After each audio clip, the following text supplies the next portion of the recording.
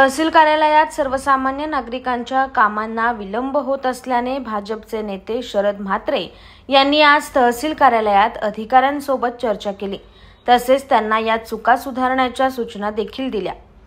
तहसीलदार कार्यालयात सर्वसामान्य नागरिकांना भेडसावणाऱ्या प्रश्नांना वाचा फोडण्यासाठी शरद म्हात्रे आणि काही नागरिक तहसील कार्यालयात जाब विचारण्यासाठी आले होते।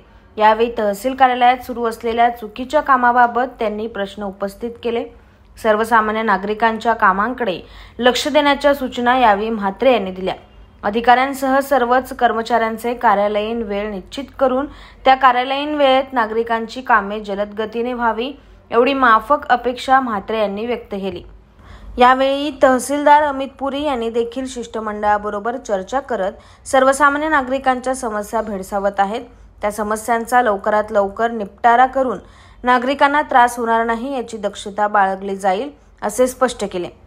तसेच कार्यालयातील इतर कर्मचारी आणि अधिकाऱ्यांनी देखील नागरिकांच्या प्रश्नांना प्रथम प्राधान्य द्यावे अशा सूचना देखील दिल्या। तहसीलदार आजही थोडे उशिरा आले पण आले। आम्ही सर्व आसपासचे शेतकरी आहेत, नागरिक आहेत, त्यांच्या अडचणी घेऊन त्यांना भेटलो आणि किती जास्त प्रमाणात लोकांची कामं होत नाही हे त्यांचे निदर्शन आणून दिलं आणि ही सर्व कामं येत्या 8 ते 15 दिवसाच्या आत निपटारा करण्यात त्यांनी कबूल केलंय। एक, त्यांच्या स्वतःच्या रोजची यायची वेळ हजेरी रजिस्टर हे मेंटेन झालंच पाहिजे अशी आम्ही मागणी केली आणि तेही करण्याचं त्यांनी कबूल केलेलं आहे। ज्या प्रकारे लोकांचा छळ केला जातो ती रॉयल्टीच्या नावाने केला जातो, जमिनीवरच्या फेरफारच्या विषयात खूपच दिरंगाई आणि हलगर्जीपणा आहे।